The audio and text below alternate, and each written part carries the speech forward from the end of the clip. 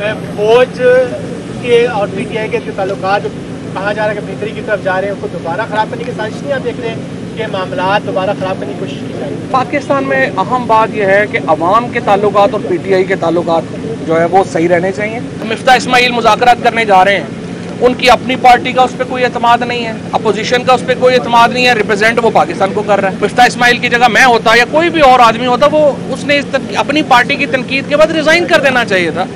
जवाब देंगे, हम आपका साथ देंगे, जवाब नहीं देंगे, हम समझेंगे पाकिस्तान के अवाम के इंटरेस्ट के खिलाफ है, हम आपका साथ नहीं दे पाएंगे। इस्माइल साहब की प्रेस कॉन्फ्रेंस हुई है, पहली बात तो ये है कि मिफ्ता साहब जो हैं वो एक्सप्लेन करें और ये हुकूमत एक्सप्लेन करे कि इंटेलिजेंस ब्यूरो ने किस कानून के तहत फ़ोन टैपिंग की है। फ़ोन टैप करना एक पाकिस्तान में रवाज ही बन गया है और यूँ लगता है कि अदालतें हों और हमारे कानून नाफिज करने वाले अदारे हों, वो बेबस हैं एजेंसीज़ की इस ट्रांसग्रेशन के आगे।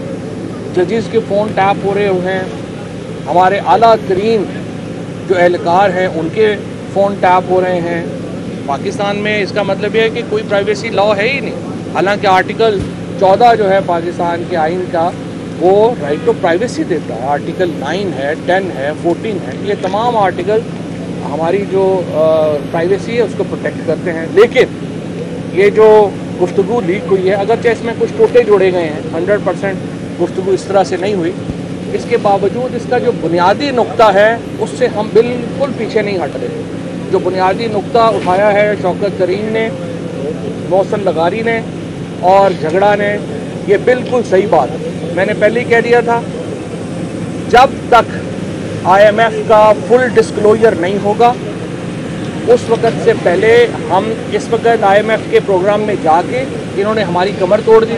ना इन्होंने ऑयल प्राइसेस को निगोशिएट किया प्रॉपरली, ना इन्होंने बिजली के प्रॉपरली निगोशिएट किया। बिजली के बिल देना आज आम आदमी के लिए उसकी कमर टूट गई है। सफ़ेद पोश आदमी बिजली का बिल दे ही नहीं पा रहा। तेल की कीमतों में इन्होंने अंधों की तरह इजाफा किया है। तेल की कीमतें आम आदमी के बस से बाहर हो गई हैं और हर चीज़ ये कह देना कि नहीं IMF कह रहा था तो इसलिए हमें करना पड़ा, ये कोई जवाब नहीं है। इस तरह से मईशत नहीं चलती। अगर आपने सारी मईशत ये जिस तरह से चलानी है कि आपके जो मिडिल क्लास है उसकी कमर ही टूट जाए, वो खड़ी ना हो सके, कीमतों में इतनी कमी हो जाए, इतनी ज़्यादा इजाफा हो जाए। आपकी सब्जियां इस वक्त देखें किधर चली गई हैं। सब्जियों की कीमतें इतनी ज़्यादा हो गई हैं कि हमारा किचन जो है वो लोगों के बंद होना शुरू हो गए। बेरोज़गारी आपकी इतनी ज़्यादा हो गई है, आपके लिए इस वक्त फैक्ट्रियां चलाना नामुमकिन हो गया है, क्योंकि आपकी जो इस वक्त फैक्ट्रियों के हालात हैं उनमें एनर्जी प्राइसेस इतनी महंगी हैं कि वो इस वक्त फैक्ट्री चल ही नहीं पा रही। लिहाजा आप फैक्ट्रियां बंद करके मईशत कैसे चलाएंगे? सिर्फ कर्जे के ऊपर मईशत नहीं चलती। बिल्कुल वाज़ेह बात है, हम इस वक्त जो सूबे हैं हमारे, वो इस वक्त सैलाब से तबाही हो गई है। पिछली दफ़ा जब कोरोना आया था तो इमरान खान ने बात की थी IMF के हेड से और कंसेशंस ली थी। हम क्या कह रहे हैं इनसे कि आप ये बात करें उनसे कि सैलाब की इन तबाहकारियों के साथ हमारे लिए मुमकिन नहीं होगा कि हम ये सरप्लस दे सकें। अगर ये गद्दारी है, अगर पाकिस्तान के अवाम को रिलीफ देना गद्दारी है, ये तरीके इंसाफ की करती रहेगी। हमारे पास इसके अलावा कोई ऑप्शन नहीं है। आपने गरीबों की कमर तोड़ दी है और उसके ऊपर आप इंसिस्ट कर रहे हैं कि नहीं, हर सूरत में हमने IMF के प्रोग्राम को इसी तरह से ही वो जो है वो लेके जाना है। आप इस तरह लेके नहीं जा सकते। आपको सूबों की रिजर्वेशंस को सामने रखना होगा। आपके पास इतना वक्त नहीं था उस वक्त कि आप तैमूर झगड़ा के साथ और पंजाब के फाइनेंस मिनिस्टर के साथ बातचीत कर सकें। और मिफ्ता इस्माइल साहब की जो कारकर्दगी है उसके ऊपर हमसे ज़्यादा तो नून लीग के अपने लोग तनकीद कर रहे हैं। आप आबिद शेर अली की प्रेस कॉन्फ्रेंस देखें, आप हनीफ अब्बासी की प्रेस कॉन्फ्रेंस देखें, खुद नवाज शरीफ साहब ने जो सोहेल वड़ाई साहब के साथ गुफ्तगू की वो अब आपके सामने है। सो मिफ्ता इस्माइल तो इस वक्त मुझे यूँ लग रहा है कि सिर्फ PTI की जो तनकीद का मामला नहीं है, वो तो अपनी पार्टी में शदीद तनकीद का इस वक्त सामना। वो किस मुँह से जो है वो इस वक्त शौकत तरीन को और झगड़ा को और इन बाकी लोगों के ऊपर जो है वो इस वक्त ताने दे रहे हैं उनको। आपकी तो अपनी पार्टी में आपकी कोई पोजीशन नहीं है। सो लिहाजा मैं ये समझता हूँ कि इस वक्त पाकिस्तान के अवाम की जो रिजर्वेशंस हैं, जिनका इजहार इस फ़ोन कॉल में हुआ है, ये बिल्कुल दुरुस्त है। हमारे नज़दीक पाकिस्तान की जो रियासत है उसका जो इंटरेस्ट है वो पाकिस्तान के लोगों से जुड़ा हुआ है। ये रियासत कोई ड्राइंग रूमों में बैठे हुए चंद लोगों का नाम नहीं है। ये इन 22 करोड़ लोगों का नाम है जो कि इस वक्त पाकिस्तान में, और इन 22 करोड़ लोगों का इंटरेस्ट जो है वो प्रोटेक्ट करना, उनकी हिफाजत करना हमारी पीटीआई की जिम्मेदारी है। हम सिर्फ ड्राइंग रूम में बैठे हुए 50 लोग या 60 या 70 लोगों के जिम्मेदार नहीं हैं, जिनकी जायदादें यहाँ पे नहीं हैं, जिनका कोई बिजनेस यहाँ पे नहीं है, किसी ने लंदन में अपार्टमेंट्स लिए हुए हैं, कोई दुबई में बैठा हुआ है, कोई किधर बैठा हुआ है, ये हमारी प्रायोरिटी नहीं है। हमारी प्रायोरिटी पाकिस्तान के अवाम है और हमने उनके लिए हर वो कदम उठाना है जो पाकिस्तान के अवाम के इंटरेस्ट में होगा।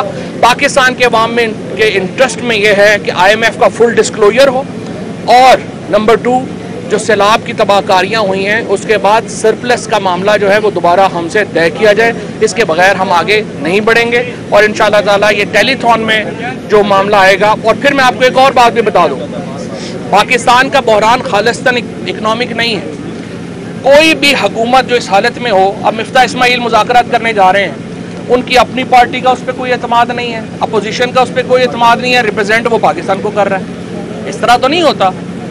आपकी जब तक पोजीशन नहीं है आप नहीं उसको जो है वो कर सकते, पाकिस्तान को रिप्रेजेंट आप नहीं कर सकते। लिहाजा बड़ी इंपॉर्टेंट, अगर मिफ्ता इस्माइल की जगह मैं होता या कोई भी और आदमी होता, वो उसने अपनी पार्टी की तनकीद के बाद रिज़ाइन कर देना चाहिए था और कहना चाहिए जिस बंदे को लगाना चाहते हैं आप लगा लें। अब आपके ऊपर ना अपोजिशन का एतमाद है ना आपकी अपनी पार्टी का एतमाद है, लेकिन आप इंसिस्ट कर रहे हैं कि पाकिस्तान की नुमाइंदगी मैं करूँगा। ये तो नहीं हो सकता।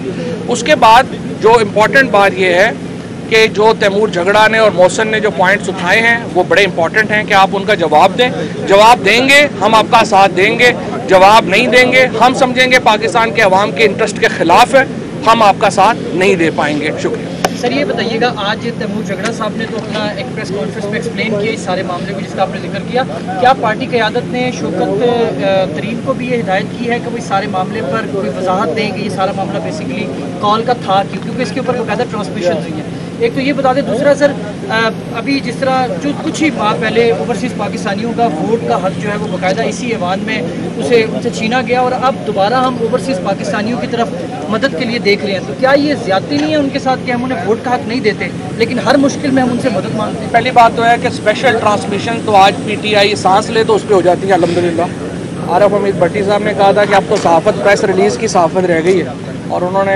खुद ही कहा कि अब तो हमें आता है कि ये पढ़ के बोल दें, हम पढ़ के बोल देते हैं। आज आप देखें कि मैं तो हैरान हूँ, सदफ अब्दुल जब्बार जैसी लड़की जो है उसके ऊपर उन्होंने उसको जो है वो गिल के केस में नॉमिनेट कर दिया। अब न्यूज़ कास्टर का क्या कसूर है कि आप उसको जो है वो उसमें जो है वो गद्दारी के केस और म्यूटनी के केस में डाल रहे हैं। अमाद यूसुफ को डाल दिया, ARY को आपने बंद कर दिया। पाकिस्तान में इस वक्त तो इंडिपेंडेंट तो जो TV रह गए हैं वो बेचारे, पता ही आप लोगों को क्या हालात चल रहे हैं। सो स्पेशल ट्रांसमिशन तो कोई इंपॉर्टेंट नहीं है। एक ही तरह के सहाफ़ी, एक ही तरह के सवाल, एक ही तरह के ग्रुप, कोई डाइवर्सिटी तो है ही नहीं, किसी दूसरे का पॉइंट ऑफ व्यू तो जो है उसमें आता ही नहीं है। तो